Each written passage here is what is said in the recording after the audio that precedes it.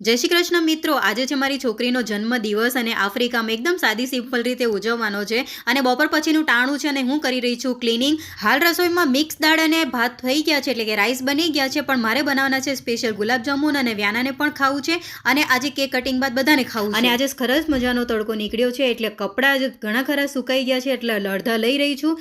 લઈ લીધા બાદ પછી પાછું અત્યારે ગુલાબજામુન બનાવવાની તૈયારીમાં લાગી ગઈ છું અને સાંજે અત્યારે કેક કટિંગ થવાનું છે, એટલે મારા હસબન્ડ પણ ઓફિસેથી આવી જશે. એકચ્યુઅલી અત્યારે મંથ એન્ડ ચાલે છે એટલે એમને બિલકુલ રજા નથી.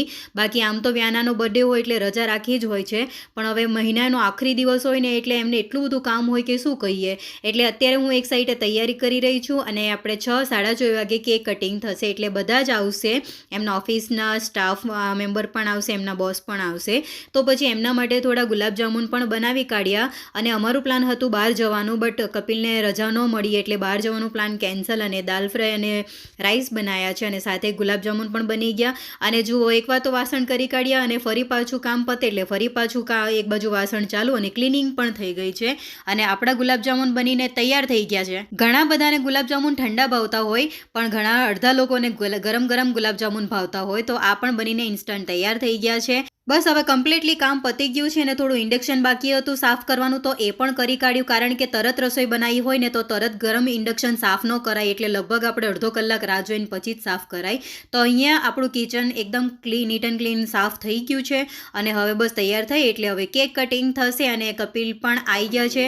હવે બધા સ્ટાફ મેમ્બર એન્ડ બોસ આવી ગયા હતા એટલે પછી અમે કેક કટિંગ કરી અને વ્યાનાનો જન્મદિવસ ઉજવ્યો. હાલ અત્યારે આફ્રિકામાં છીએ ને એટલે એકદમ નોર્મલ રીતે ઉજવ્યો, કારણ કે આપણે ક્વાર્ટર આપેલું હોય ને એટલે ડેકોરેશનની પરમિશન ના હોય અહીંયા, એટલે બસ એકદમ નોર્મલ રીતે ઉજવ્યો. અને બહાર ખાવા જવાનું પ્લાન હતું, બટ કપિલને રજા નહીં એટલે પછી એ પણ કેન્સલ થઈ ગયું. બસ એકદમ સાદો સિમ્પલ રીતે ઉજવ્યું અને થોડો નાસ્તો મંગાવી લીધો હતો બહારથી, તો એ નાસ્તો અમે કર્યો અને બસ મારી વ્યાનાની એકદમ સરસ રીતે બર્થડે ઉજવી.